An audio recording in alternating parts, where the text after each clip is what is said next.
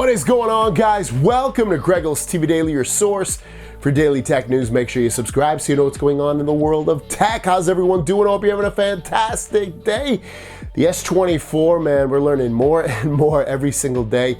This time it's the parts cost, so like what's going to take to repair some of these parts. Now, these might not end up being super official costs because these are coming from a Slovenian repair shop for Samsung products, S24, 24 Plus, and 24 Ultra. But let's take a closer, deeper dive look at these prices.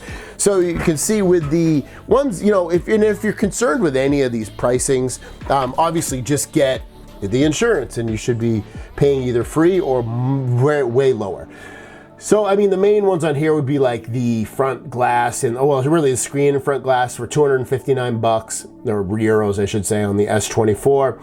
The front glass, I swear, the S24 Plus, let's see, does that have the front screen? Doesn't say it, just says, oh, there you go, front glass 175, or screen and front glass for 255.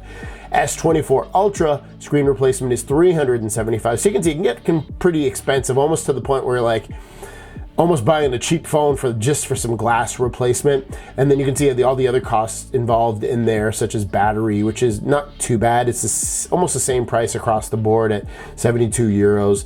But yeah, it can get pretty expensive on here with these costs. So you want to be sure that you can afford it.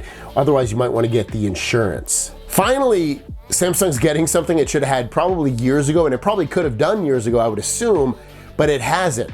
And iPhone has had it, and it's finally time Samsung has it, and that is 4K 60 across all cameras, and you can switch between them as well.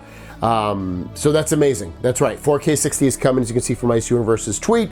In terms of practicality, a significant improvement in S24 Ultra video is that you can switch all cameras, including front-facing cameras, when recording 4K 60 video. Now, I don't know if it's just for the Ultra version of the S24 or for the other phones as well, but finally, it's gonna be nice to be in 4K 60 all the time and not have to, when I wanna go to ultra wide, have to switch back to 4K 30. That's a pain in the butt. So this is a nice little change for Samsung phones. What do you guys think? What do you record your video in? 4K 30, 4K 60, 1080, 1080, 60? Let me know in the comments down below. Thanks for watching, have a great day, and we'll see you down the road. Peace!